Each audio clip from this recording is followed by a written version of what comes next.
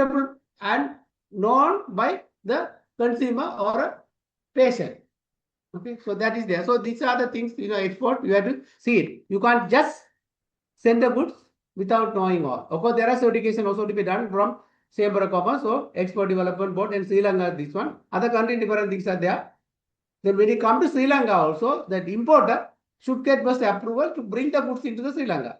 Otherwise, someone is importing already. Okay, these are the basic thing. You should know is the basic thing. Of course, as a lecture, as a lesson, I am talking. So what need to be done before export starts? To successfully export, both exporting or counter trade or importing or whatever, companies need to focus on market research. What is the market? Okay, understanding the complexities and counter trade agreement. Okay, can we do like that now? A lot of companies did it during the COVID. They were selling tea and other related product. They will bring something else on in return that. Okay, right? So managing the associated risk, because then there won't be a much exchange risk. You don't need to buy a dollar, sell the dollar like that. Okay, so you are saying I am sending you $100. Can you give me item for $100? So you don't need to. You are going through the bank, but you don't transaction by giving money. Okay, so that is counter trade. This include identifying suitable export market, assessing the viable, whether it's a viable. Okay, we did counter trade option, and establishing a robust legal and financial. You have to check it, because we discussed about pests, how the country political system, how is stable. Okay, now India people are saying that is very stable political, because they almost everyone knows what Narendra Modi is going to do, because this is the third time he is doing. So that the last 10 years they are observed. Now is the third term. I think second year, but I don't know. So they know for next 4 years nothing happened. Okay, there won't be much change in the legal system. Of course, he is improving further and further, and he is and he's talking about, I don't know about the reality because I don't know much, but he's saying he is dismantling a lot of 400 years law.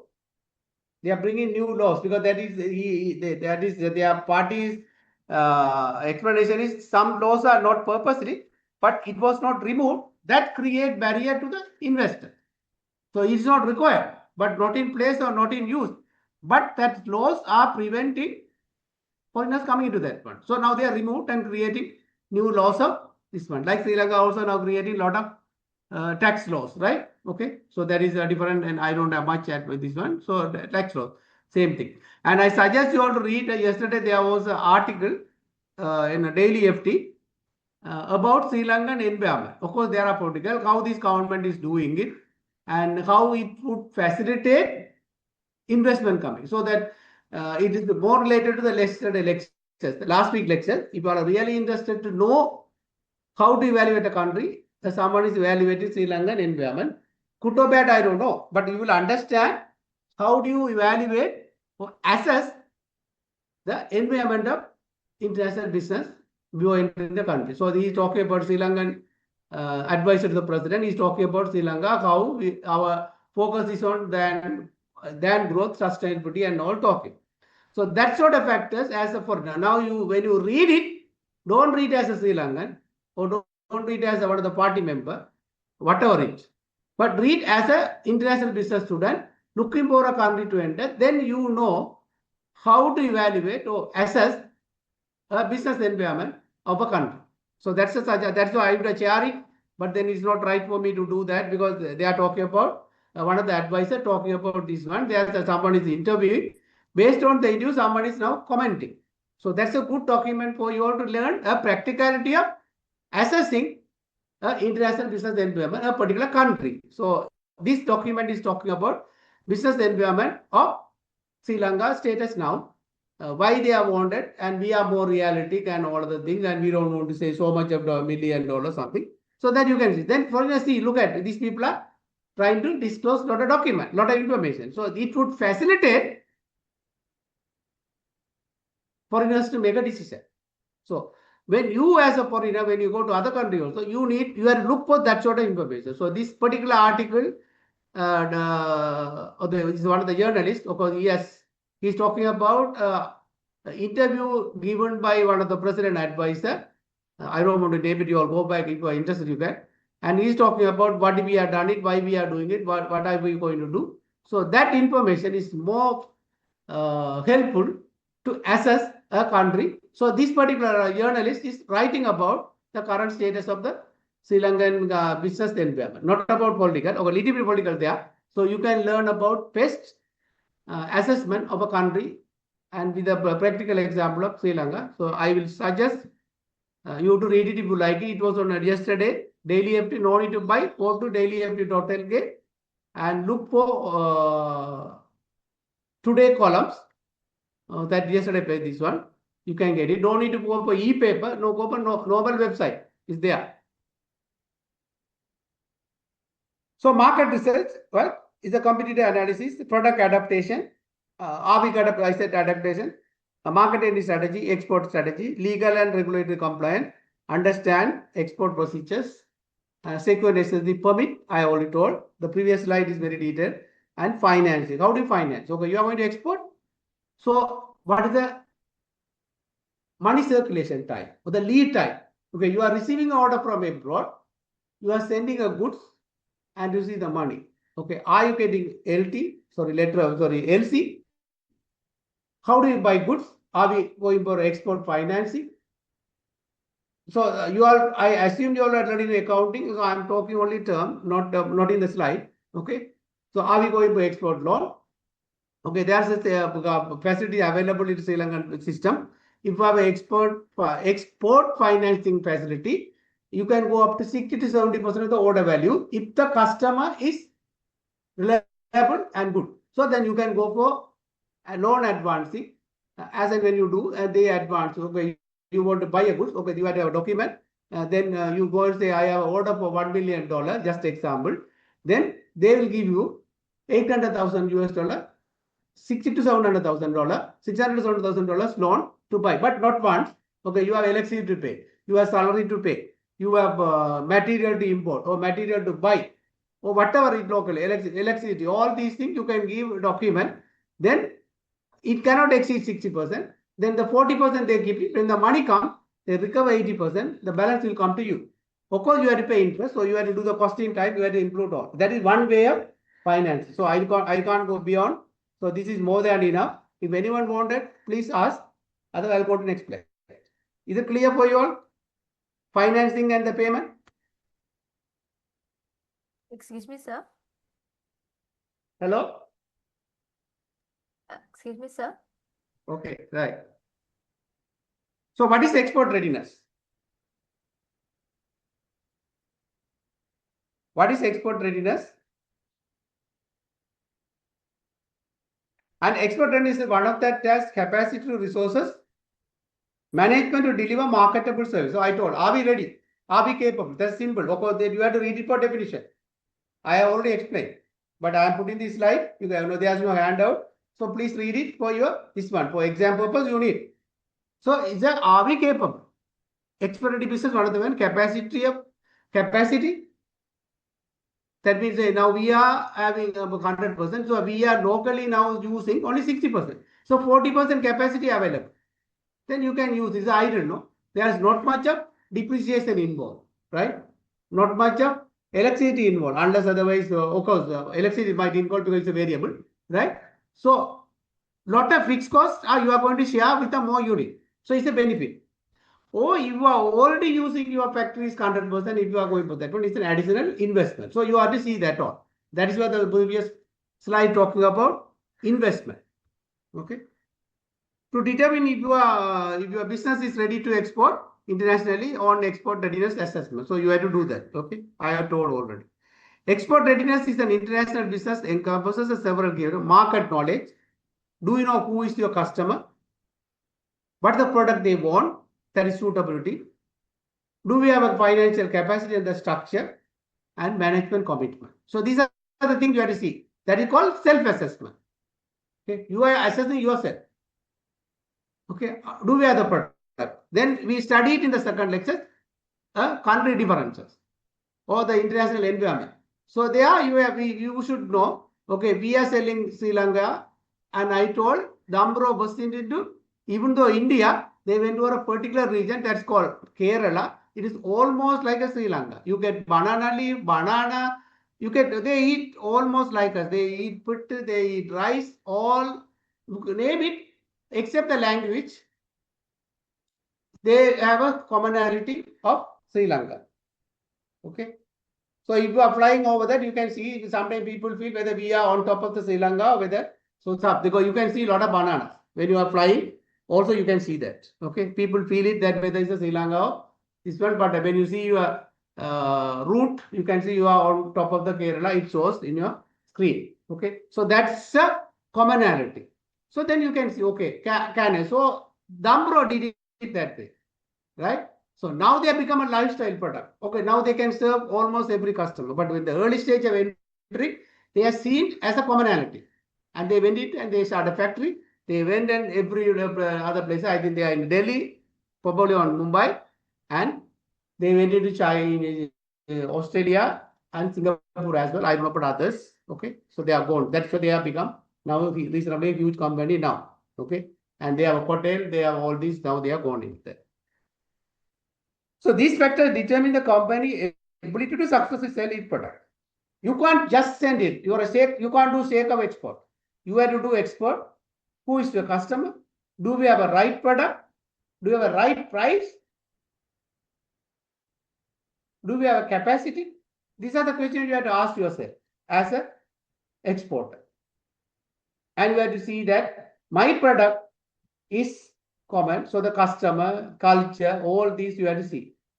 Then do we have a printing rightly? So like I said, Maliban print, Arabic, we all see in local supermarket, this one, I think if I remember rightly, I can remember, there was Arabic printers. Because they made it common. Okay, when you go there also is a particular language there.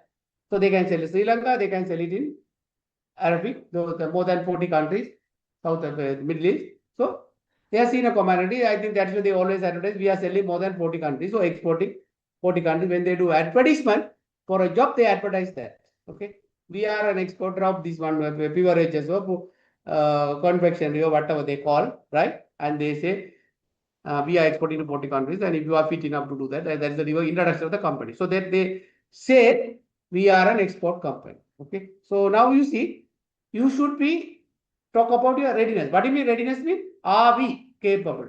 Do we have a goods? Do we have a material? Are we have a capacity? Like that, all you start questioning. If it is yes, then you are ready. Okay, that is export readiness. So there's a video about export readiness. Please read it there. Sorry, watch that.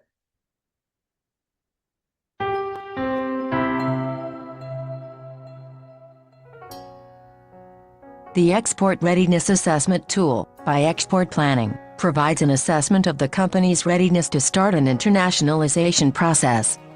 The tool analyzes information about the company, resulting in brief evaluation about the possibility that the internationalization process might lead to an opportunity for growth and development. The information is acquired through a questionnaire, divided into 8 sections.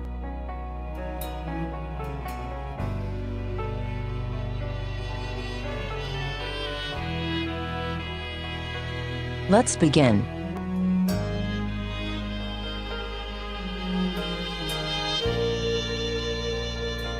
For each section of the questionnaire, only the first question is mandatory. It is possible to fill in the questionnaire quickly by answering only every first question and already obtain an initial assessment.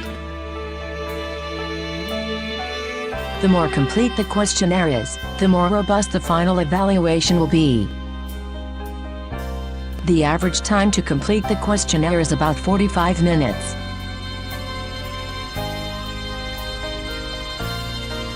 At the end of the questionnaire, you will get a synthetic evaluation and an evaluation by area. The synthetic evaluation consists of a pair of scores, X and Y, associated with the resources and competitiveness dimensions. The evaluation by area is presented using a radar graph, with a score associated with each of the 8 sections analyzed. Learn more, visit exportplanning.com.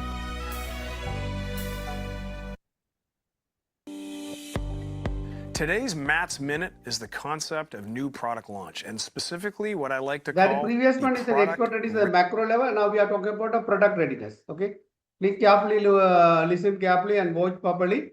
The earlier one is the macro level export readiness. There are 8 steps. Okay, now we are going to talk about product readiness. So I don't do all, but I have few because just to manage. Okay. readiness assessment.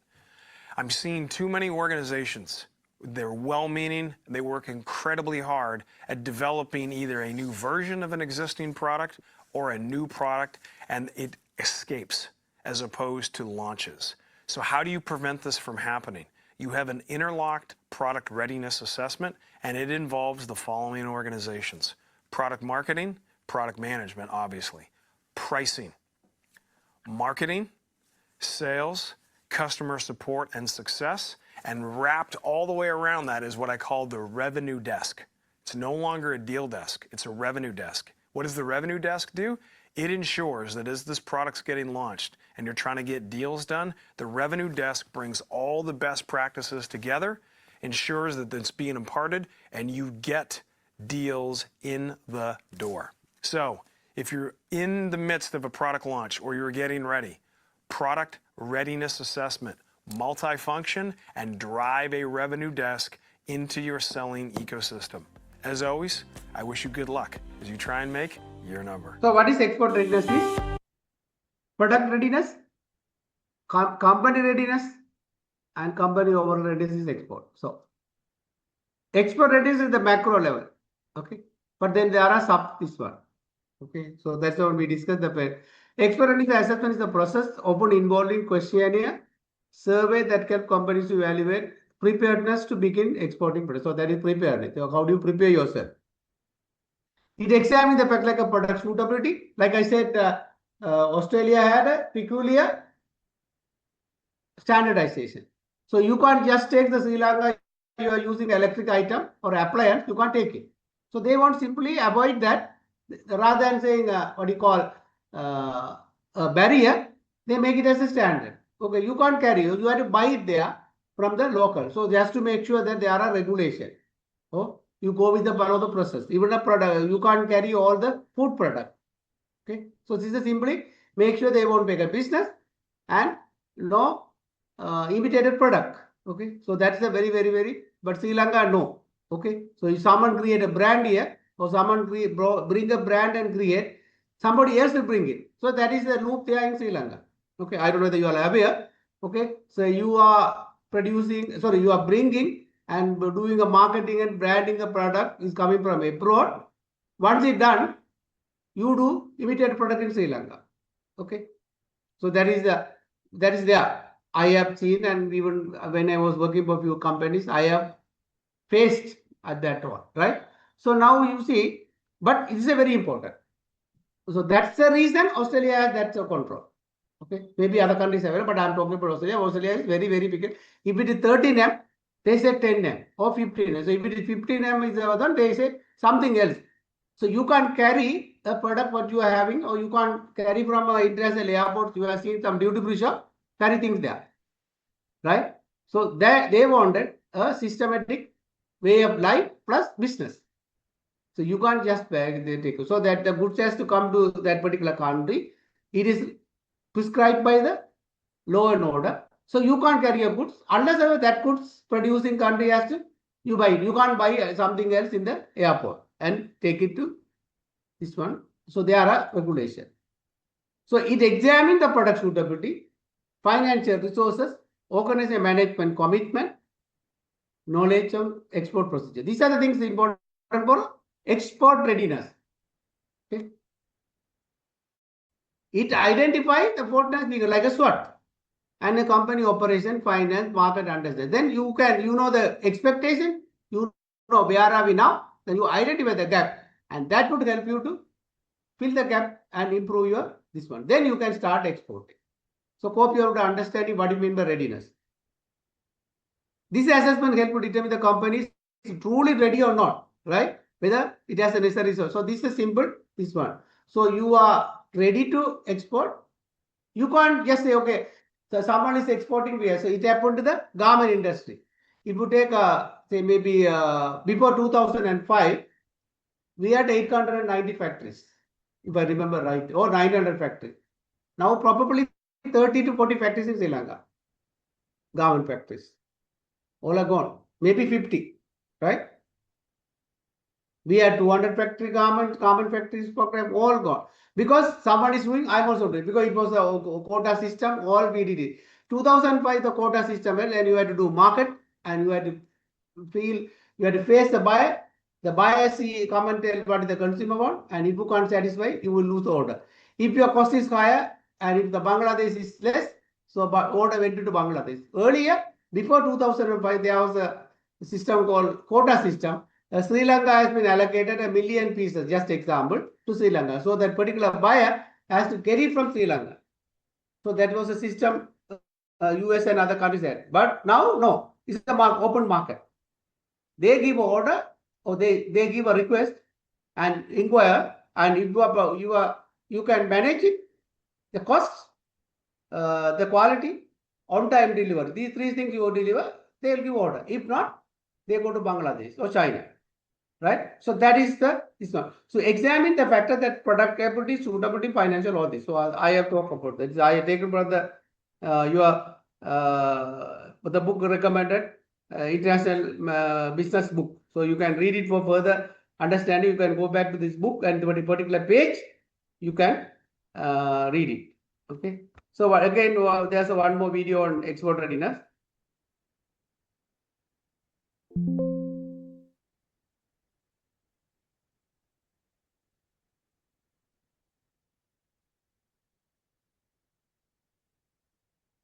Export Readiness Assessment.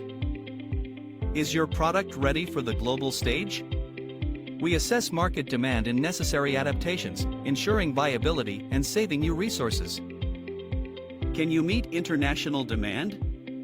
We identify bottlenecks and gaps, ensuring consistent quality and reliable fulfillment. Do you have the financial resilience for export? We analyze your financial health and identify funding strategies for managing risks. Is your team aligned for export success? We evaluate leadership commitment and identify skill gaps for long-term growth. Is your digital presence globally effective? We review your digital tools and platforms, creating a robust international footprint.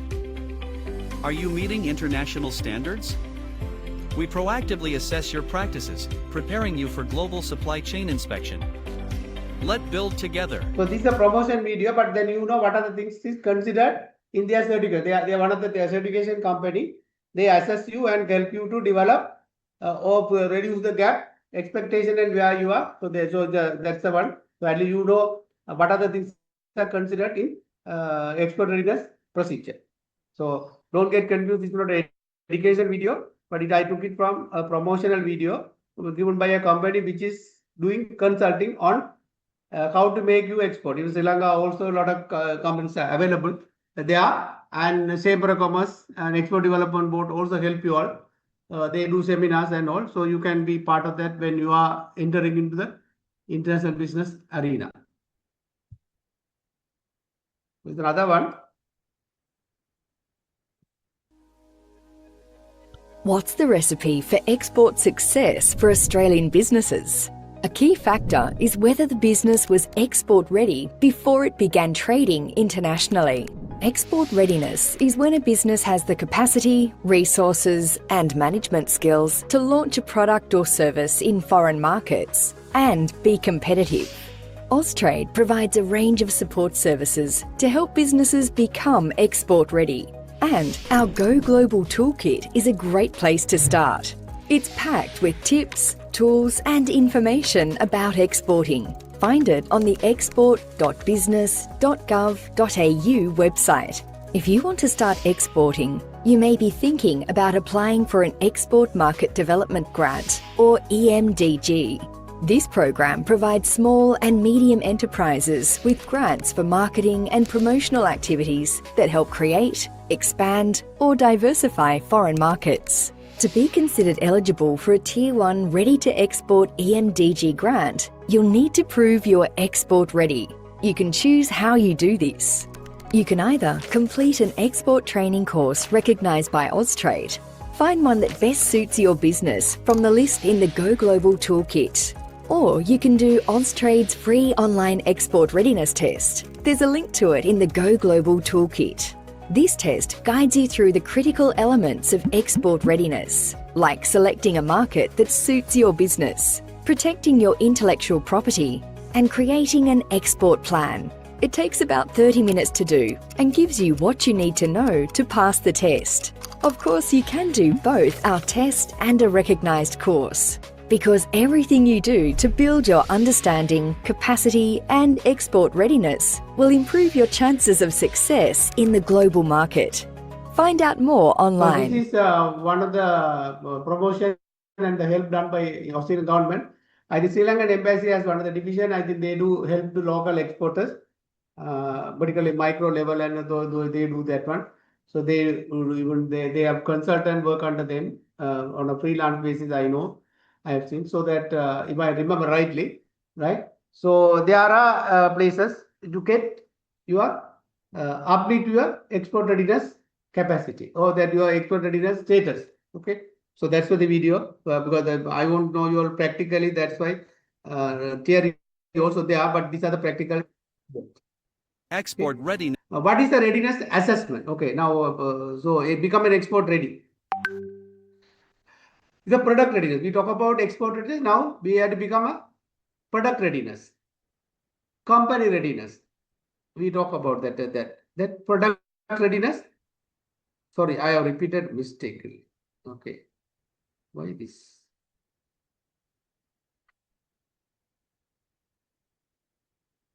Okay, product readiness is a product is service ready to export.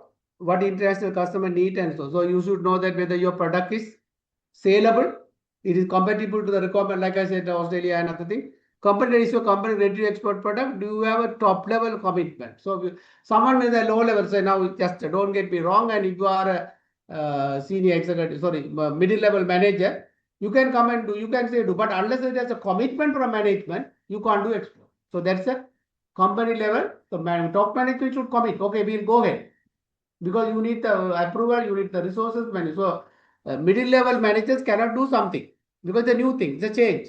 Okay, so that I by mistake I have repeated. I don't know why. I'll check it and remove it.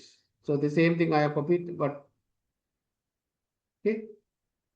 The purpose, the readiness assessment, the purpose to assess whether are you export readiness. Okay. Process typically involves the structural evaluation, where are you, and all of the things using questionnaire, survey. You can, because there are like a checklist. Okay. Company operation. Okay. Product suitability. Market knowledge. So you should have market knowledge, and you should know what the customer wants, rather than sell what you have, but sell what the customer wants. So these are the things, like I have been telling, is a simple basic thing. Don't sell what you have, sell what the customer wants. So if you have that culture and the mindset in your organization, then there's no problem. So then you don't start exporting, right? Because everybody is exporting, I can't export. You have to export if your product is fitting to the requirements of the customer. Always go with the customer requirement. Unless you educate. If you see that iPhone, educate yourself. They are coming out with always the innovation. But of course, they do a predicting this is the customer wanted. Then they educate you. We have this, and no. But when you are a normal small company and you are going to export, unless your product is fitting with that one, then you can export. Like I showed you all the first day, how the housewife is having problem of sticking the salt. So Tata found as a business, and they branded first, saying that iodine salt. Then they counted the sticking to that one. They came out with the crystal. So the business is always like that. But the customer problem, it become a benefit to the marketer. So that way you have to see if there's a need for such product.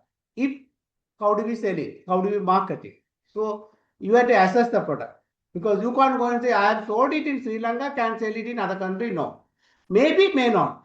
But so you have to make an assessment of export readiness assessment, that product management assessment, all you have to do that. Okay.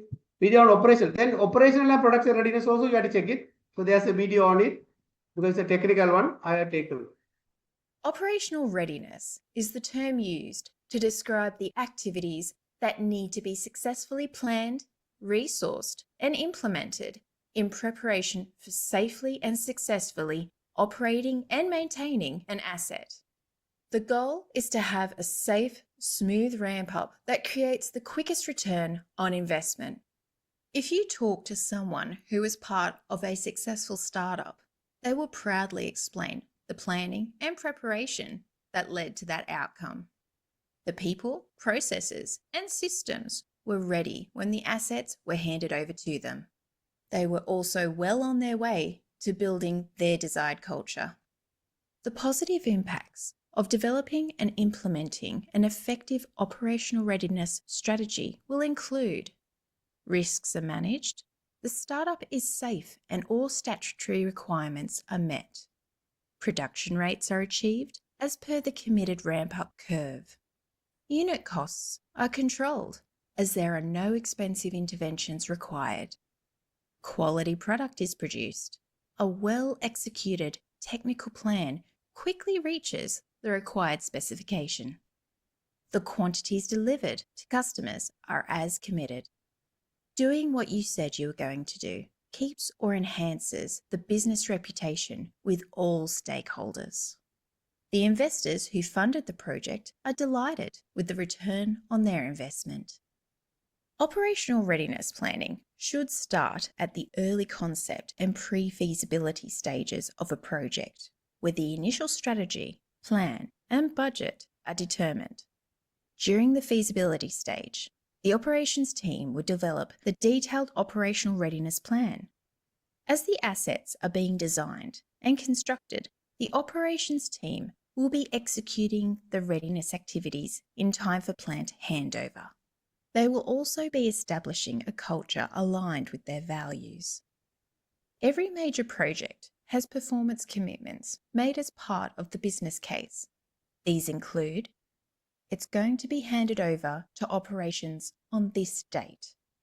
It's going to ramp up following a planned curve to achieve the nameplate or design rate. The goal is to follow the curve or even exceed it. A startup that doesn't go to plan falls below the planned curve. The gap between the planned ramp-up and the actual ramp-up represents the cumulative losses to the business. There may also be additional costs for any required interventions. If the operation is ready, they are less likely to fall short of the planned ramp-up curve and may actually exceed it. The gap between the planned ramp-up and the improved ramp-up curve represents additional value added to the business. Studies have shown that operational readiness has the potential to avoid the loss of up to 30% of the value that was expected during the commissioning and ramp-up stages, and 1 to 2% of the value across the asset's life. They add the detail to finalise the planning and budget. They then execute the act of the overall project budget. In a complex regulatory environment, this will take the readiness spend, skills, knowledge, and understanding approach to operational readiness. For identifying gaps, is one of the most rewarding memories. Will improve the chance plan. Will operational readiness. To learn more about how we can help make your startup a success, contact us and explore our website at enterpriseis.com.au. So that is a very detailed one. So please watch that one second time. You will understand about the operational readiness. So now production readiness, because that there was a 6 no, I have with this one. Welcome to Act Notes Tutorials. My name is Bert, and I am going to give you a quick tutorial on the Production Readiness Review, or what I call a PRR. What is a Production Readiness Review? A Production Readiness Review assesses a program to determine if the design is ready for production. It assesses if the prime contractor and major subcontractors have accomplished adequate production planning without incurring unacceptable risks that will breach thresholds of schedule, performance, and cost, or other established criteria. The Production Readiness Review is normally performed as a series of reviews toward the end of the engineering, manufacturing, and development phase in the defense acquisition process. The circle highlights where a PRR takes place in the process. The PRR should be conducted during system capability and manufacturing process demonstrations to identify and mitigate risks as the design progresses. What is the purpose of the production readiness review? The purpose of the PRR is to evaluate the full, production configured system to determine if it correctly and completely implements all system requirements. The review determines whether the traceability of the final system requirements to the final production system is maintained. A successful review is predicated on the determination that the system requirements are fully met in the final production configuration. It determines that production capability forms a satisfactory basis for proceeding into low-rate initial production and full-rate production. There are a number of interest areas that should be addressed during a PRR. The following areas should be reviewed: the manufacturing readiness process, quality management system, production planning, system requirements compliance, inventory management, and finally, supplier management. These areas form a good background to determine if a system is ready for production. A few of the key questions that need to be answered during a production readiness review are: has the system product baseline been established and has a good configuration? Have the risks been? Has the production capability formed into low-rate initial produced within the allocated production budget? Answering these questions a good understanding if a system can. Thank you for watching this tutorial on the production readiness review page.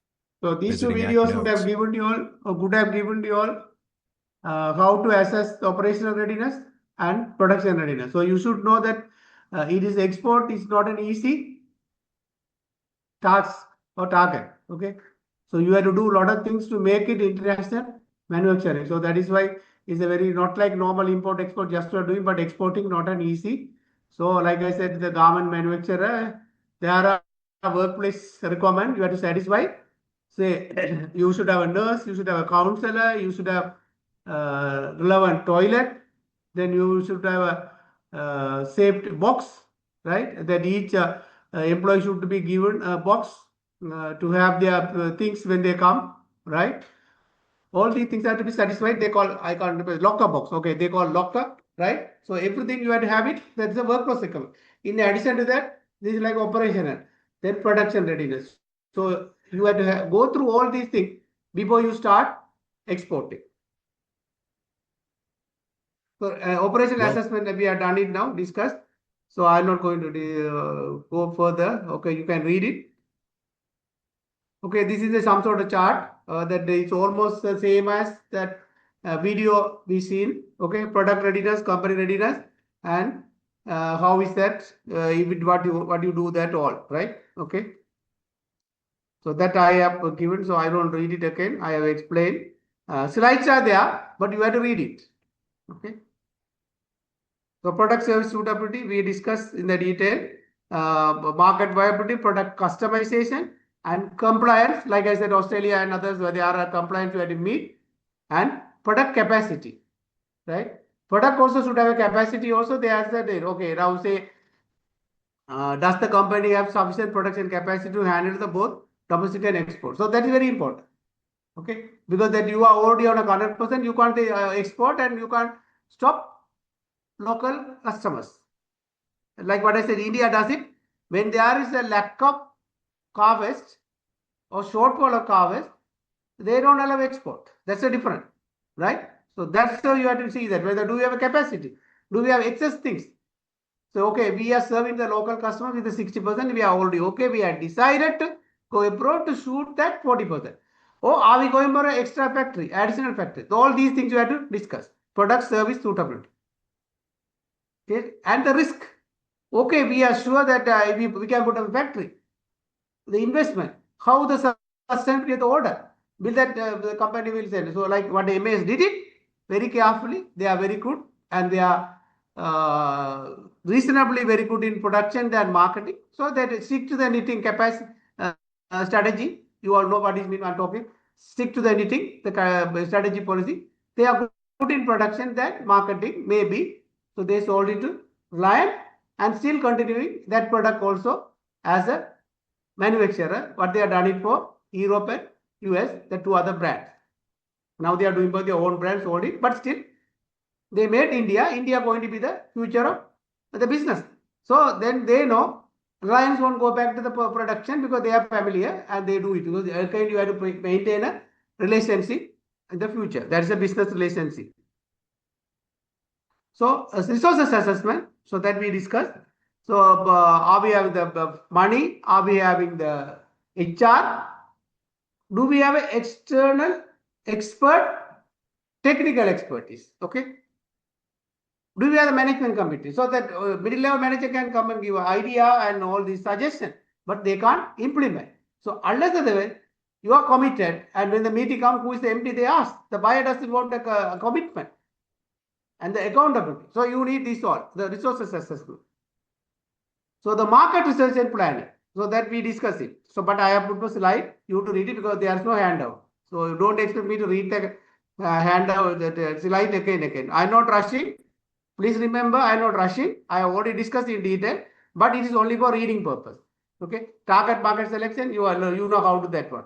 Marketing and sales strategy. Okay. Competitive analysis, we discuss it. Risk assessment. Okay. You would learn it in accounting. Okay. If not, how to assess that, mitigate the risk. Okay.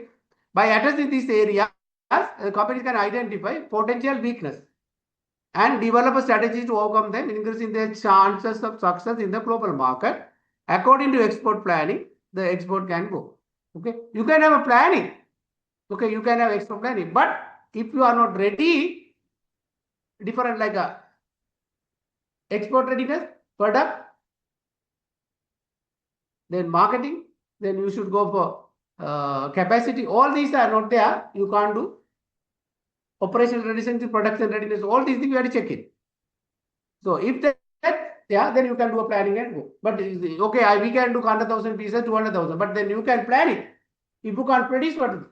If you don't have money, what to do? So these are the things you have to check it when you come to what you call export readiness of the company.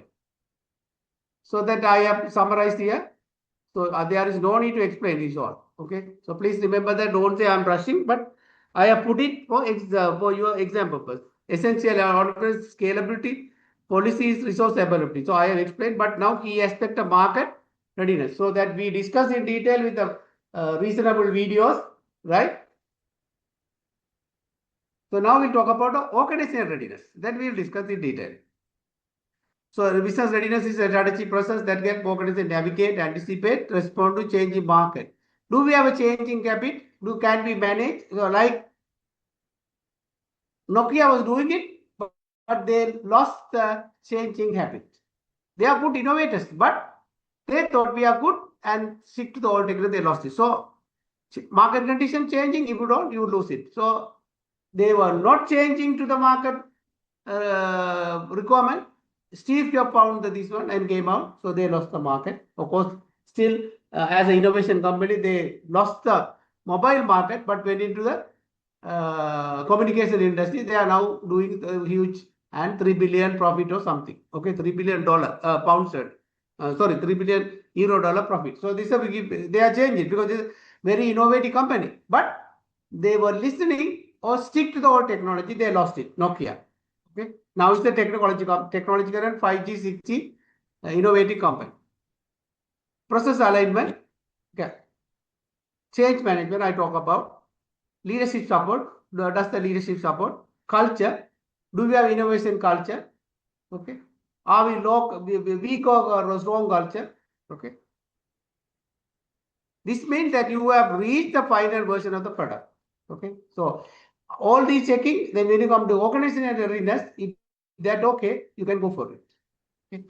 So this can be done by internally, or you can hire a consultant. That's why the one video talking about the promotional video. What do they do? How do they do? And how to make. So I did the discuss that particular. That is not an educational video. I took it, show you practically how you can get it done from an expert also. Of course, they certify and all, because you need a certification also to talk to your other part of the world customer. Okay. Any question, please? I'm talking continuously 2 hours and 15 minutes. Any question, please? Hello. Any question? No, sir. Hello. No, Are you No, on sir. online? Number of students are there, but no one talking. Hello. Okay, I will do my No, sir. part. Okay, sir. No, sir. All are here, sir. No problem. We talk. Okay, now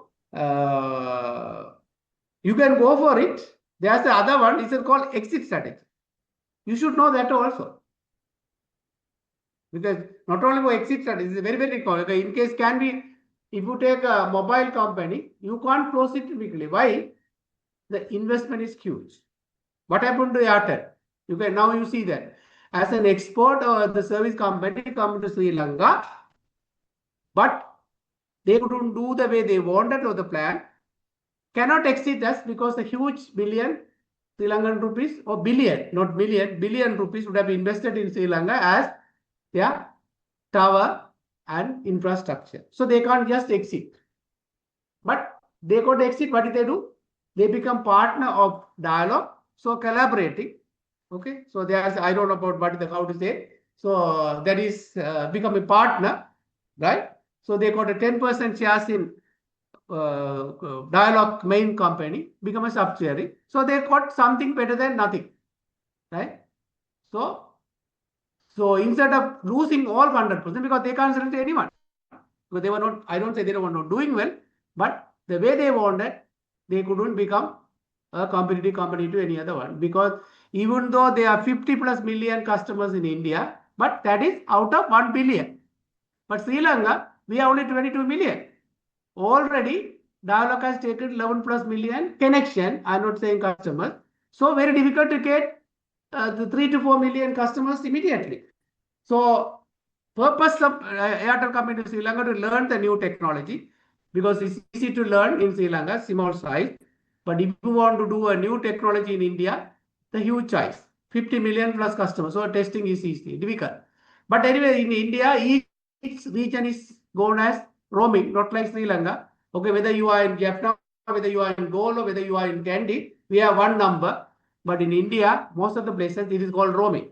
If you are in Kerala, one, if you are in Delhi, one, you should have 2, 3, what do you call it, SIM card to talk to them. So I have been there. I used to go our factories. So they have 2, 3 SIMs. When I asked for it, they said we talk as a because if you talk in India, if you are using in a particular region, it is local. If you are using the same SIM to that region, is a roaming. So then they get in others region SIM also. When they go there, they can talk. Okay, because sometimes people come from another region, maybe 60 kilometers from the border. People travel to factories. When I ask for it, they have 2, 3 SIMs. So this is so it's a difference. So then, so that's the way that you have to manage. So key aspect of readiness means you should be in a position to exit also in case problem comes, right? So, but the Airtel did it very intelligently. Rather than losing, they did it. But in India, Ford Motor Corporation, being a huge American company, invested $2 billion in India, not a single dollar yet to take as a dividend. So that's a failure. Of course, they have been failing in UK. So they sold it to Tata, that Discovery and Range Rover or Land Rover. But Airtel, as an intelligent company, they are lucky enough, so they don't want to go for it. And now they are shareholder of Dialog. They are 10%. It's a huge amount, and they may have a director board. Director in the board. So they will have a return, no? And Dialog make a huge amount of profit. They get dividend, they send it. Okay. So this is the exit strategy. Example, I don't know what I have written, we'll see that. Okay. Exit readiness is the preparedness the company to achieve when position is sold or merge. Okay. I have explained. Same thing. I don't need to read it. So you have to go strategy planning, scalable and technology. So you can scale down or scale up. Okay. So now Airtel case, they can't scale up. So they went with they as a limitation. They thought the way they came, they couldn't go beyond some number of connection. So they went and joined with Dialog rather than losing something, and they got something. Okay, so that is. But in the case of Ford Motor Corporation in India, $2 billion they invested. Not a single dollar they took it back yet to US as a dividend. It's a failure. Okay, they were trying to join with Mahindra and Mahindra. It was not working. I don't know what happened now because I didn't follow it up. So it's being international business or export or your investment, not always success. That's very careful. Even Sri Lankan, one of the biscuit manufacturer went in India. I can't tell the name. They caught, burned the fingers and came back. So without knowing, even a bank went into the India without knowing the Indian size, because the commercial bank did it rightly, because but other bank went into India, couldn't do it, and they came back. Okay, because they thought India big, but you are a tiny tot when you go to India.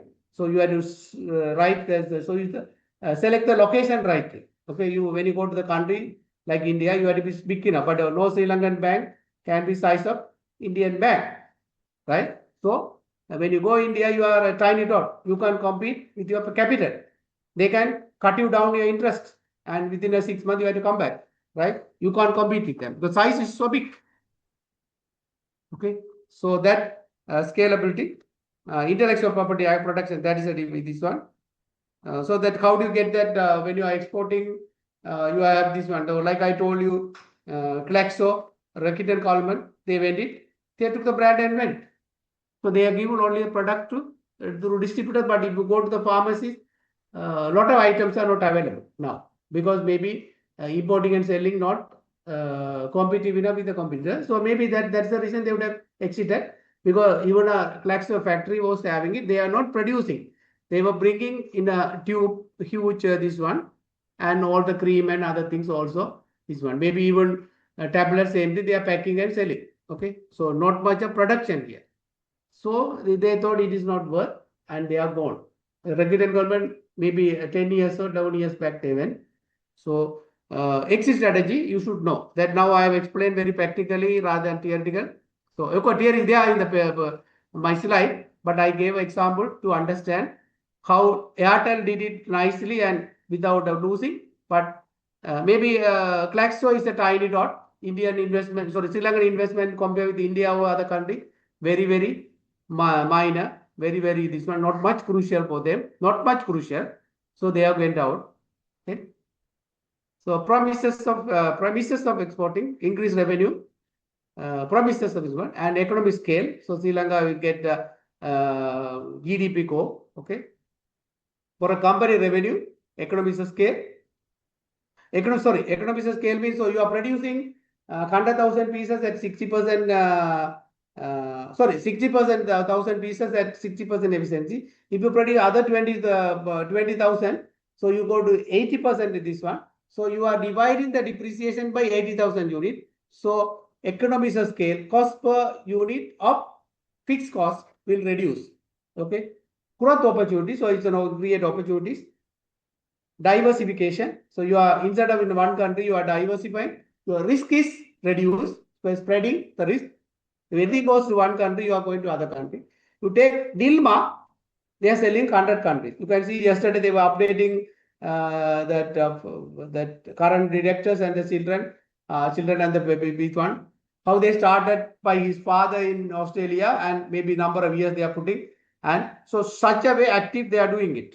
Okay, so you can see that their website or social media. So that so their risk is so 100 countries. If one country goes, 99 countries are available to make a sales. Of course, it can affect all over throughout the world, but they are so active in 100 countries to do their business. So it's not easy, but they are doing it. Okay, India family, all members, plus a lot of staff are, the senior members are involved. Larger firm may be proactive, so like that, like I told you now, Dilma. Small companies is a problem. The benefits from exporting can be great. The rest, the world such larger market than domestic market. So now if you can enter one market and show your success, you can use that as an edge to enter other market. So that way you will create a more and more market So sometimes your export market size is bigger than the domestic. In case of Kaileys, so you take charcoal, right? They use it for in the surgery and pharmaceutical or medical this one. Okay, they are exporting from Sri Lanka and they are exporting from Thailand, right? They are, I don't know where are the other countries. So now their export is bigger than Sri Lankan. Sorry, Kaki is the local this one, right? So they are last week I have seen they are advertised the March sales has gone a half a trillion. I don't know whether you have seen that instead of saying 500 plus billion, they said it's in excess of half a trillion because 500 billion is half a trillion. So they are saying we have reached a half a trillion mark as a Sri Lankan company. So they are, if you take it, more percentage of the turnover coming from export business. So that's the one they are talking here. So I have given Kaylee's example. Kaylee's total turnover is more than 500 billion. That's why they said we have reached a trillion, not a dollar. Okay. Of course, they are now a $1 billion company. If you take convert it in dollar, 340, say 340 billion. So, but they are doing above 500 billion. So, they are saying we have reached more than half a trillion. Okay. So that trillion company that is in rupee. Okay. So now we get the promises of exporting, how it happened. I have explained. MA is doing it, of course, huge. I can't give the numbers because they're private. But Kaileys is, I am reading the paper and through the annual report, they are reached March 26 over 500 billion. That is half a trillion. So now you can see what is the advantage of export. There are pitfalls or disadvantage. High costs, complex regulation. You have to go with the, say, if you take now, I talk about Denmark, 100 countries. You have to do your cost, your production. Maybe you can, okay, there are, you would learn it in your something somewhere, FMS,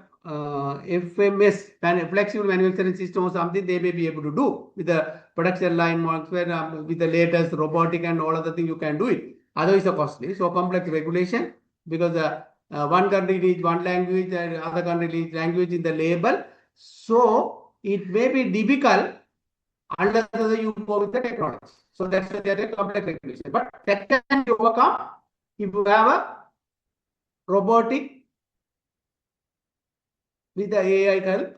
Then you can change, okay, country this one, change the label. So the system changes with the basic flexible manufacturing system like Toyota and other companies use the automakers production line, because they have one line, they can use it for any cars.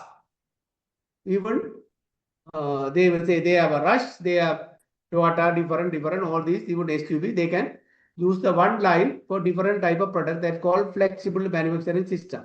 So if you have that with the robotic plus AI, complex regulation can be sorted out. So that, but there's a pitfall. But so that require more investment. But small companies cannot do all. So that is why there is a pitfall also. Export, when you go for export, you are going and blocking into a very regulated system. So when you get stuck with that system, if you can't go beyond, you may be a loser. And it's expensive. Okay. So if they say next year we wanted ISO 40,000 or ISO that 2021, no 25, I don't know, the 25, come on, no?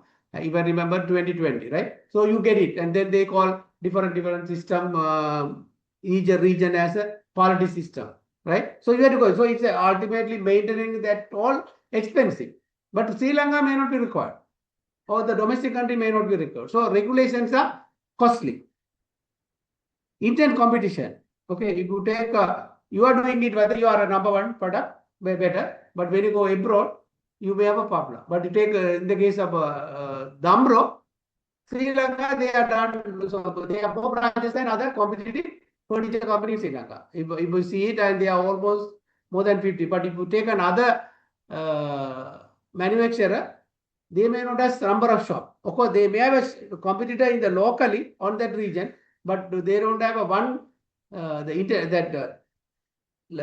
you call it? National competitors are very less. So that way they are edge over others. Of course, you go to say particular area town, you may have a local small size person. So these what do you call Dampro can manage and do a pricing. But when the abroad go to Kerala or India, you get a competition. So, but by doing over a period and do your readiness and all other things, you can improve and you can make it competitive. So, intent competition, that is the pitfall. If you just doing an export, you will be loser, or you may even wipe out of the market, and your entire cost. What happened to Ford Motor Company? Because they couldn't adapt it. Then their product adaptation was zero. They were just selling the American product. They told because India need a smaller vehicle, like not a huge vehicle. The roads are not always big. Of course, there are huge roads and highways are there, but sometimes some places your vehicle, their vehicle cannot be taken into that. So, but if you take Maruti or something, so they customize, right? So that they're not customize, they adapt the product to localized requirement. Financial risk, so you invested, like what I say, how Airtel, rather than losing 100%, they became a shareholder of Airtel, maybe a competitor, but it's a fixed risk unless you manage it properly. Political risk, okay, so that will come, okay. So I don't have exact reason, is different. Okay, now one risk is now you will be having a lot of factories. Some companies, Sri Lankan companies, has office in US, particularly even say I know a company, solid tire company. They bought a factory. They bought a service company or distribution company recently, maybe 3 years back. With this tax, they had a big problem, right? But now the tax has gone. It's a political risk. Donald Trump changed it, went into a huge trouble. Time and effort. So that's the problem. You have to make. Say if you sell it today, you may not get the money today. If you go for a letter of credit, okay, it take a 30 days credit and all other things. So if you are locally, you may be able to sell cash and collect it within a day. Okay. Compliant risk. So that compliant regulation and the risk is there. Okay. The second one is compliant regulation. If you don't follow the regulation, the risk is so huge. They call quality decline. Say you are a producer. Producing garments, if you don't meet the quality expectation, the buyer will reduce from the payment. It called quality decline. Okay, whatever it, something. So this is a risk, compliant risk. If you fail to meet the compliant, you get a risk of losing your income. Supply chain management. Okay, that I know that locally is different from other things. So when you go for it, unfamiliarity with this intimation may apply all these things. So if you are not sure about this, all what I discussed is a huge pitfall or the disadvantage for an exporting company. Okay. So that I have, that you can read it. So these are the what I have been highlighted in black. So please read it. Remember, sometime it would be helpful for exam purpose. Might be, might not be, but I don't know. Okay. How to improve from export performance? So that is there. Okay. So what I have told now in other way, through market analysis, develop a strategy market entry plan, build a strong network, optimize logistic operation. So what was there, the pitfall, you have to be other way, you have to think about it. Okay. Continuous evaluation improvement. So so always you have to be evaluate and do a check and do an audit and get there. How to improve export performance is the details. I'm not going to explain, but you have to read it because I have already told, but I have put in points as there is no handout. So these all their service provider export strategy. Okay. Export import financing. So you can read it. Lack of trust and all will come because that's why you have to go for letter of credit. Okay. So export financing, there's a video. Quickly we'll see. In a world where everything's connected, trade is global. Millions of products are moved across the world every day. But the financing of trade hasn't to be waiting 60 or even 90 days after you ship just to get paid. You could ask your importer to make an advance payment or for a letter of credit offering them. This is where DRIP comes in. We provide post-shipment financing. DRIP pays you a same-day advance on the value of your invoice at the time the bill of lading is issued. Unlike a bank, we don't require once approved, you business, whether you're in textiles, right down to Wells Fargo, first easiest way for post-shipment of global trade finance. You can go through, like I said, when the customer send the order, you can use them Okay, ask them to send you a letter of credit and then use that letter of credit and the order as an advance finance you can do. And make sure that some people go on open term. Then if the customer doesn't pay you, you are 100% loss. So the bank doesn't look after you. But if you go through letter of credit, the bank will try to get from the corresponding bank because the letter of credit confirmed by corresponding bank in the other country, and that's a customer paying or not, the bank has to pay.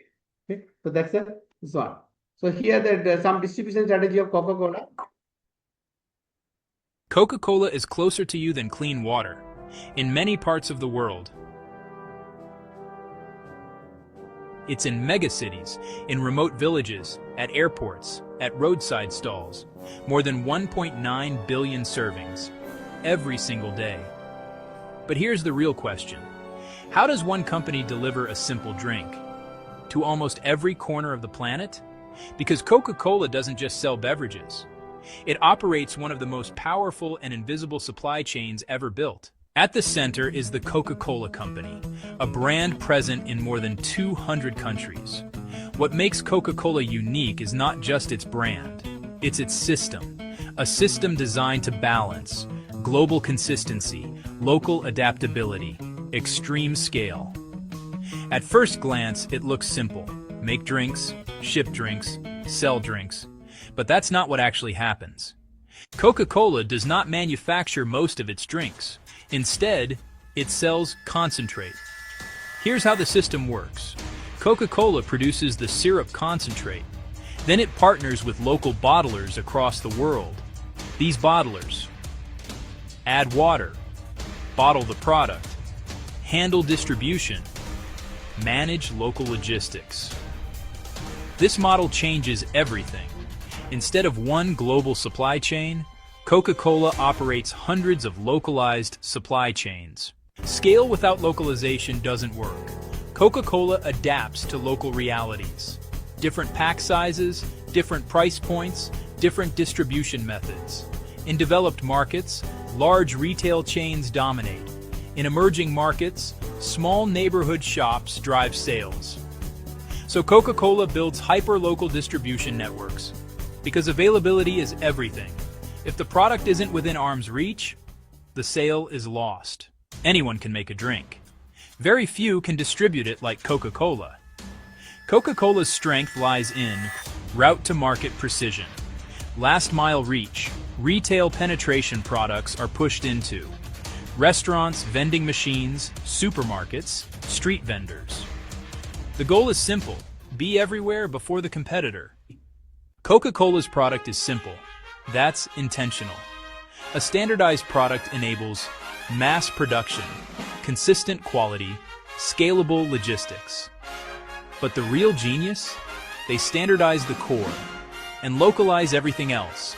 Packaging, pricing, distribution. This balance unlocks global dominance. Coca-Cola doesn't just compete on taste, it competes on availability. The company that wins is not the one with the best product. It's the one that shows up first and shows up everywhere. That is Coca-Cola's advantage. A supply chain so deeply embedded, it becomes invisible. Coca-Cola didn't just build a beverage brand, it built a global distribution machine. In the end, the most powerful supply chains aren't the ones you notice.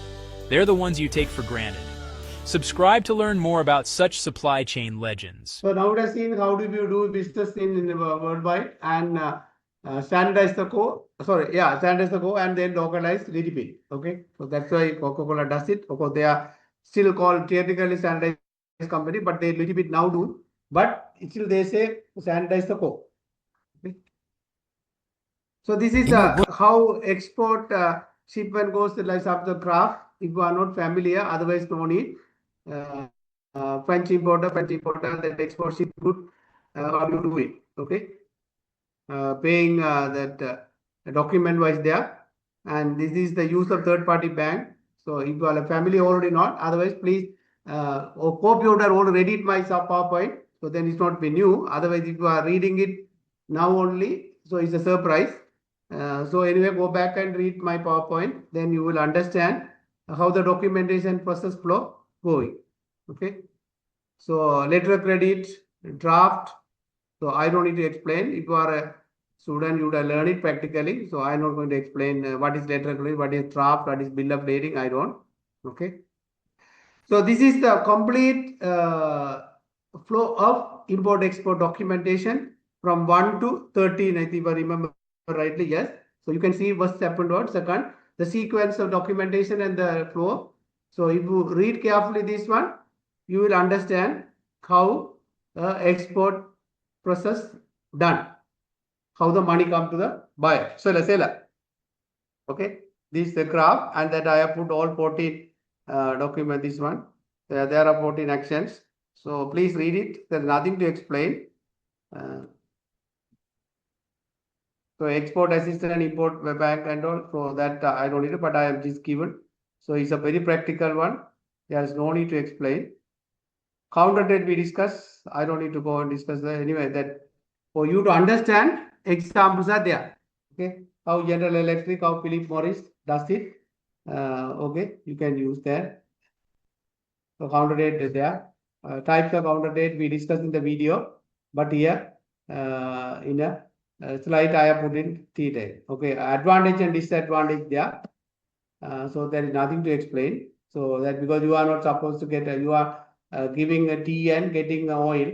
So you may lose negotiation because you are in a despite need of a oil. So there is no negotiation might go. Okay, might not happen. Okay. So global production. Global production. So, okay, we discuss about international trade, that is import, export, and counter trade. Please ask any question if you have. But don't say that I am fast, but I have. Okay, any question, please? Hello. Any questions? Any question?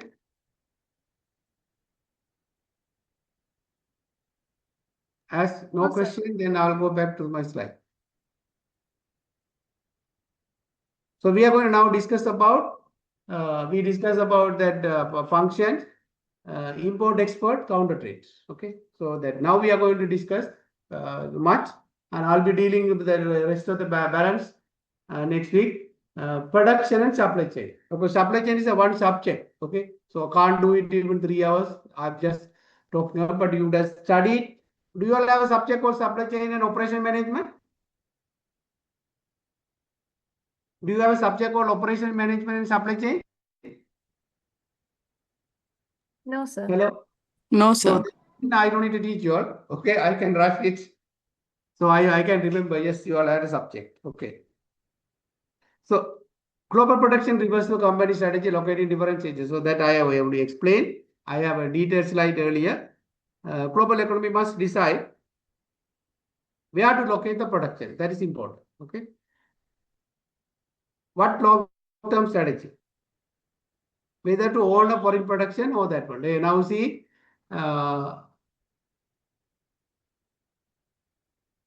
Unilever they are producing, right? So somebody is giving to produce it outsiders. Okay, so that's a way. How to manage globally dispersed supply chain. So supply chain management, how to manage. These are the things in the manufacturing or production. This one you have to decide whether to manage global logistics or outsource. If you take a company called a garment company, garment brand called the name is they're not coming it, and they have given a company located in Asia to do all their sourcing, and they decide they'll come and say we need 1 million pieces of baby wear, right? And they decide where to buy. Now the company doesn't involve. Okay. So that is the way to manage whether you can outsource. So there are that things also happen. Hey everyone! Today I'm breaking down what it really takes to build a successful the video will give you more details of product. Global supply chain, step by step.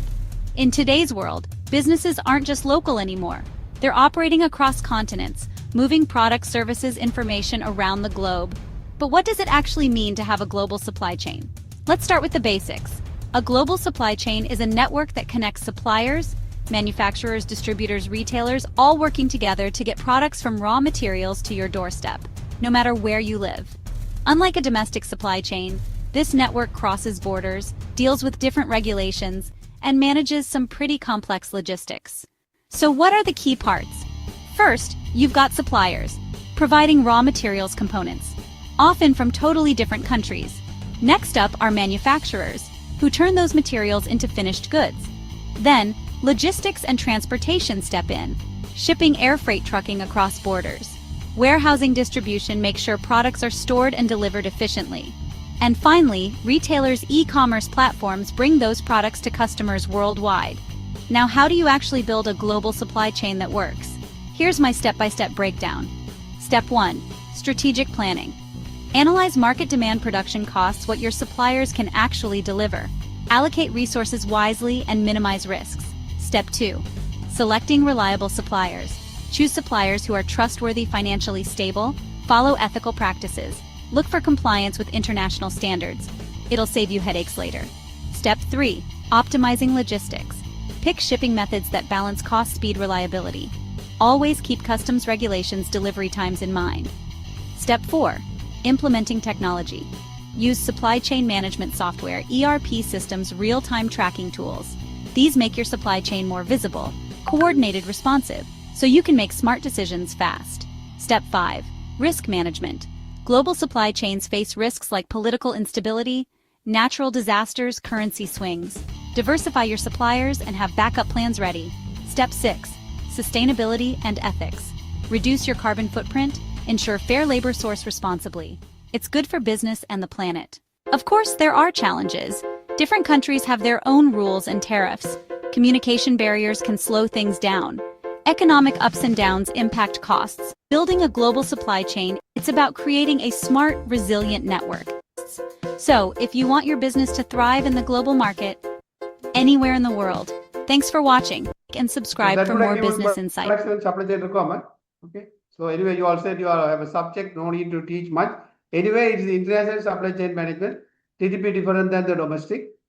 Okay, why is important? Cost efficiency, specialization, market access, and economic development. That is very, very important. So what is the reason? Okay, so exam purpose might be helpful. There would be a one question, direct answer, 5 marks or 3 marks for each direct questions. Okay, so I don't know whether you have 20 or 30 marks so based on that. Okay, so this is the one I took it and I shared with you an article. Hope you all read it. If not, please go back and read that article. So future will require the current production system and supply chain demand localization, not globalization, demand rethinking. Okay, so that is there. So please read it and understand because there are writers. So that's the purpose of this slide. I don't explain. Okay, this is the trans-regional transport vehicle, how it's happening. It's a very latest article, 26th of this month or last month by McKinsey. I downloaded and shared with you all. Please read that article without fail. The same thing. Successful transmission of global production. So what are the production? What are the things? 6 criteria. Competent assurance, digitalization, agile collaboration, production elasticity, economic sustainability, ecological sustainability. These 6 factors or criteria to be focused when transforming global production. So that if you read carefully, this is the final picture of that article. So please read it so you understand. Okay, global production. So purpose is to decentralize. So you know what it means decentralize.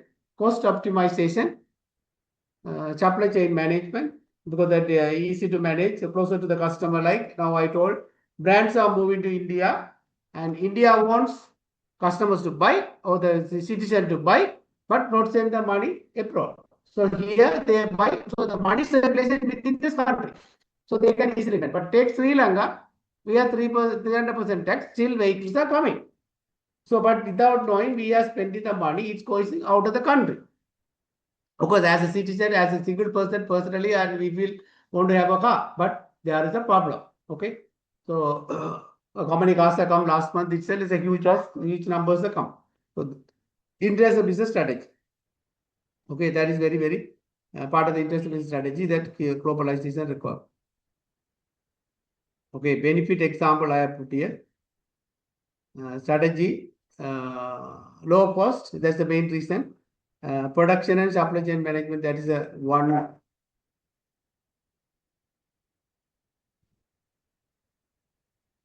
So quality and the cost, you have to see it.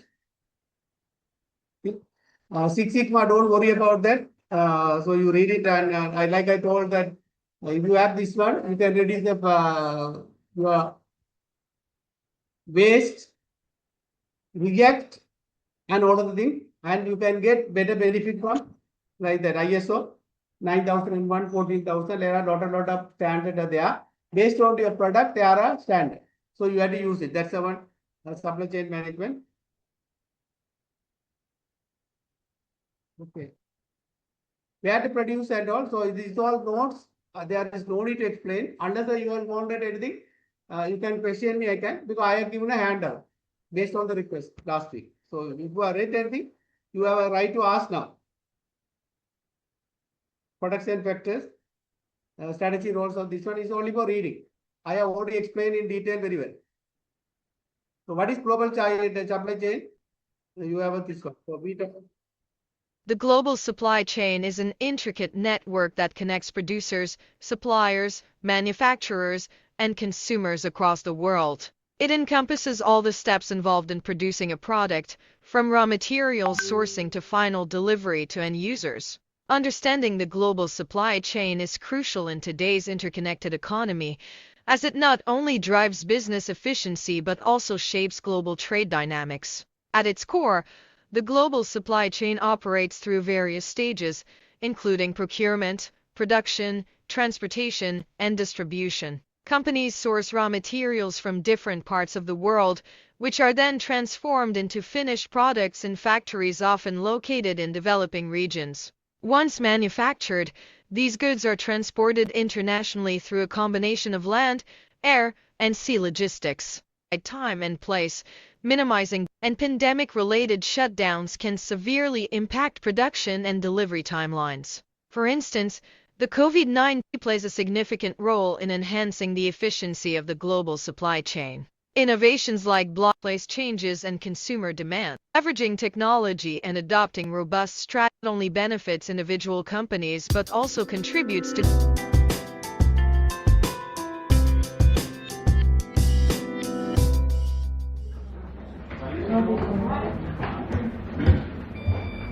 Back in the 20th century, international business was a phone calls and video conferences are virtually free. Shipping is cheap and easy. People are incredibly mobile. Computing and the internet have made the world more connected than ever. This 21st took place at Renault's Techno Centre near Paris, but some was handled at other sites worldwide. Simple battery from Korea, engine builds and sells a car, a global value chain. But not every country plays the same role or carries the same weight in global value chains. Small, open economies like the Slovak Republic or Belgium rely heavily on foreign imports to make finished goods. In large economies, like the United States, resources like minerals, oil and gas, lowering barriers to investment beyond their borders. Infrastructure. the global.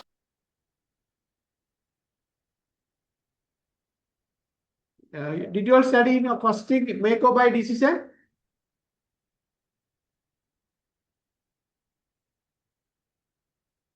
Hello, can you all respond? Did you study in your accounting or costing make or buy decision? Yes, sir. Yeah, so same thing here. So that in the part of the supply chain management, decision about whether to perform that, you have to see whether you are going to produce or you outsource it. Okay, so that's our one about this export import supply chain. You have to see that. Okay, it's a part of the export import, but strategy, production, supply chain management. You have to make one decision. You make it or buy it. Right now, if you take in the case of Reliance, they didn't make it. They are buying from MAS. Okay, they sold it They bought the brand, but they are not making.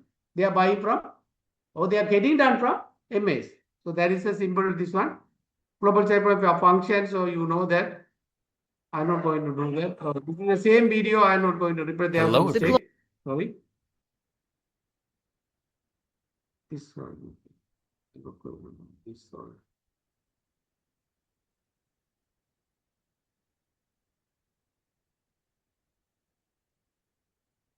Have you ever thought there's got to be a better and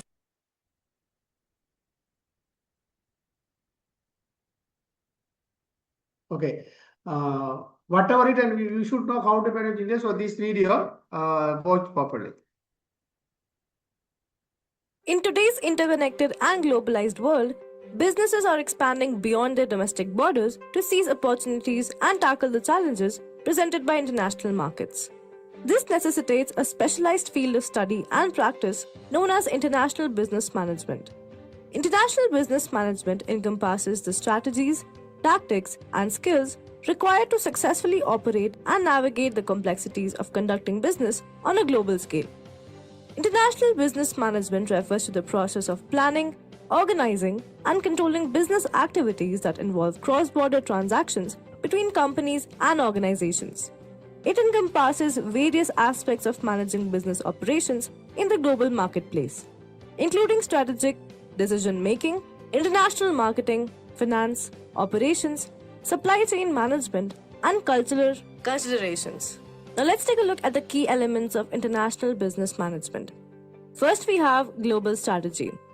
Developing a comprehensive strategy that takes into account market entry methods, international expansion, and assessing opportunities and risks in different countries and regions. Next, we have international marketing. Adapting marketing strategies to diverse cultural, economic, and legal environments, understanding consumer behavior in different markets, and managing global brands and product portfolios. After this, we have international finance. Managing financial operations in multiple currencies, dealing with foreign exchange risks, understanding international financial markets, and evaluating investment opportunities and capital budgeting decisions in global context. After this, we have cross-cultural management. Recognizing and respecting cultural differences, understanding diverse communication styles, managing multicultural teams, and adapting management practices to different cultural norms. Next, we have global supply chain management. Optimizing global supply chains, managing logistics, coordinating international sourcing and procurement, and ensuring efficient and cost-effective movement of goods and services across borders. Lastly, we have legal and ethical considerations. Complying with international trade laws, regulations, and policies, addressing ethical dilemmas, and adhering to responsible business practices in different jurisdictions. Professionals in the field of international business management need to have a global mindset, strong analytical and problem-solving skills, effective communication and negotiation abilities, cultural sensitivity, and a deep understanding of international business practices and trends. They must also stay updated with geopolitical developments, economic trends, and technological advancements that impact global business operations. A career in international business management offers diverse opportunities, including working with multinational corporations, government agencies, international trade organizations, consulting firms, or starting and managing one's own global enterprise. It provides a dynamic and challenging environment that requires continuous learning, adaptability, and the ability to thrive in a multicultural and ever-evolving global marketplace.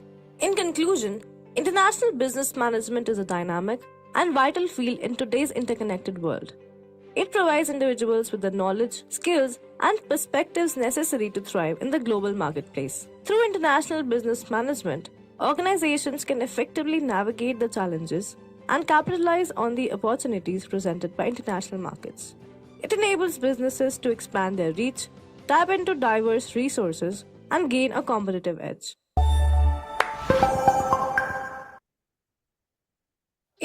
I skip you this one, but that is up to you to read it. So now we discuss. I had 2-3 minutes. We discuss about import-export counter trade. You know what is it.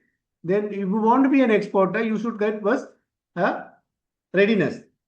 Okay, export readiness. Out of that, there are 5 or 6 readiness. Product readiness, operational readiness, production readiness, like that view, right? So based on all these things and this video, international business management gave you an understanding of how to manage all. So this subject, it is a combination of all of the subjects. I asked whether you studied operation management and supply chain management. You need it. You need little bit accounting. Because you are managing across the border, right? So it's the same thing. So that's why I put this video. So that's why I put this video in full. So hope you have an understanding. So if you have any question, I have 3 minutes to answer. So I didn't skip this one. I skip for you to read it. So I have covered what is required. If I have skip, purposely you to read it. So if you have any question, please ask me now.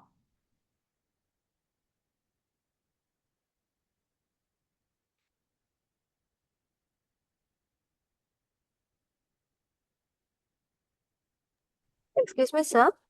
Yeah. Sir, in the very beginning, you mentioned about those business functions. Tell me In again.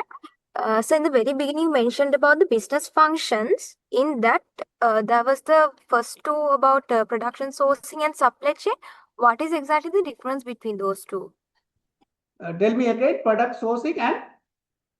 So the first business function you explained from the 6 of them, the first was production sourcing and the second was supply chain management. Okay. What's the difference So what between is your those two specific question? functions?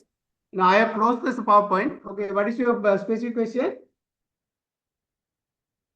So in the business functions at the very beginning you mentioned? Yeah, specific function, there are 6 functions. Out of that, we will be discussing 4. We discussed today 1. So 2. Import, export, counter trade plus production and supply chain. So other one will be discussing the following 3 lectures. Okay, now tell me what are the exactly what question? So from those functions, the production sourcing was the first function, the second one was supply chain management, right? What is Yeah, the supply chain difference? management. So production is part of the supply chain management because I have put it production because it's a multinational. If you take a domestic production and supply chain, there's not much a difference. Production is part of the supply chain. Okay, you have to produce only. So that is sourcing material all because it is not like a purchasing pattern. It's the supply chain is the one. But when you go to multinational, we have to produce it. You have to think then as a part of the supply chain. That is why they are put together. Okay. So supply chain management means whether you are going to produce it as a production or to market as well. If you take India, they are producing and marketing. I don't know about the export, they are doing it or not, I don't know. Because they know the brands are coming or internationalization happening for 2 things, material or market or labor, right? Because resources, right? So if you are coming to Sri Lanka for resources, one is for labor or some other material like this pencil using, but I don't know that in some areas, some items are there like this silicon and all of things. So they are coming to Sri Lanka for that. But India, they are not coming for resources. Mainly they are coming for market, except the IT companies. IT companies are coming for resources, maybe marketing plus IT. But if you take a automakers are coming only for market. They are internationalization happening only for the purpose of marketing. So the supply chain is become part of that. They see whether they are going to produce full or not, or they will bring anything. But as per Indian policy, they told Tesla, you can do anything, but you have to make minimum $500 million every year from Indian product. So they put a control. So then your supply chain management should be part of it. Even though you are producing or assembling in India, you have to go. So you have to see that all. Is it clear now? Yes, sir. Clear now. Thank you. No, you can ask. Don't worry. If you are not clear, I told you that the supply chain is a part. The production is a part of the supply chain. But when you come to international, the supply chain, the production is just a big. So what say if you take a Mercedes-Benz come into India, producing, but it's a part because of the business, because of the market size. And Indian policy saying, so we don't allow to import. So they are putting also control over what to bring it. So Tesla is a leading and all these they talk, even they are so strength, but India put us, okay, you can come and produce here Tesla car, but minimum $500 million you have to buy from Indian product or Indian subcontract, or you have to produce it there.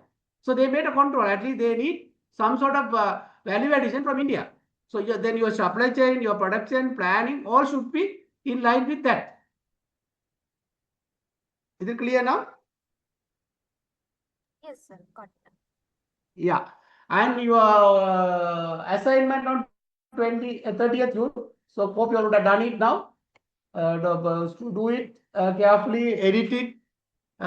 Please use the cover page properly. Use your number rightly, name rightly, what is appearing in your university registration, because I'll get a list from the computer, I think. Or I don't know, Excel sheet or computer, I don't know. So because that if there is a two different name, I will have problem of marking. Okay. So most of them are there. So yeah. So that is my this one. Any other question? Any other suggestion? Are you learning what you all expected from the subject? Can someone quickly tell? Did you expect the same thing or something else you are expected and something else happening? Hello? What was the expected perception about the subject?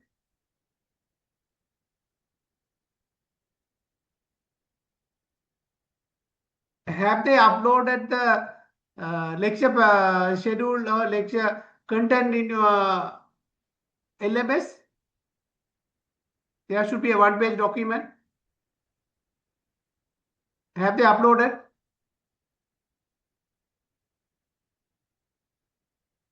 Syllabus or curriculum or whatever I don't know, I want to ask you because I don't have access to the LMS yet. Can someone say quickly, please? Have they uploaded the syllabus? I think, sir, the course content is not there for this But I subject. gave it my part. So you talk to that, what is the name? Sasini. So she will upload it. I have given my Okay, one. sir.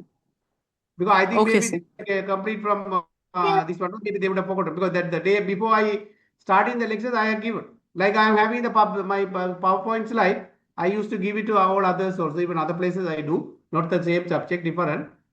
Okay, I do the same subject also for sleep. We used to give, so I gave that format and without a date, so they would have done the date. They're called delivery schedule. Not even delivery schedule uploaded. Lecture delivery schedule No, uploaded? sir. Yeah, so No, I couldn't find the course content. a course content plus delivery schedule. Okay, both I gave.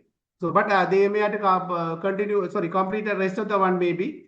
My 7 lectures, what I am teaching, what I am, without a date I gave. But anyway, you take my slide first page, you have a document. Okay, so that is the my syllabus. Okay, so no need to worry much. I have 7 lectures. I have given that what is the international business, the framework of international business, multinational companies, innovation. That is one lecture. Then we discuss about environment, one lecture. Today we are talking about function. There are 4 lectures. So altogether 7 lectures I have completed. Completing. I have completed today 4, 3 more lectures. The next 3 will be global marketing. Okay, you would have learned the marketing management. It's called international marketing or global marketing. We will study next week. Week after we study, there are 2 type of market, developed and emerging. Like Europe and US are the developed market, plus emerging market like India, China, BRICS country like Russia and other things. So there is a way of doing business in international market. So we'll discuss about that. The final one will be, there are 4 international business strategies. So how and which company is using what strategy and why are they using, that sort of thing we'll study, and my lecture will be wrap up with the 7th lecture. That is the my course content or a delivery schedule. This is a simple, not much, but I gave already to Sasini. Talk to her and she will upload it. Okay. So any other question?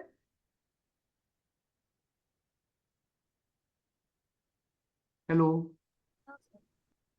If not, I will close the meeting and recording. Please stop. Okay, so thank you for your patience and participation. Okay, I am now leaving the meeting. Okay, thank you. Thank you, sir. Have a good Thank you. We'll Thank you, meet sir. next. Okay, thank you. Thank you. Thank you.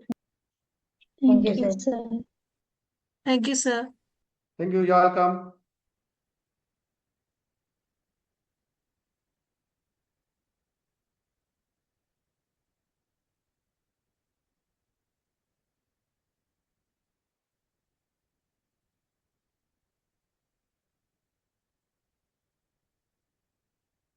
Okay, please stop the recording. I'm closing the meeting. Now I am leaving.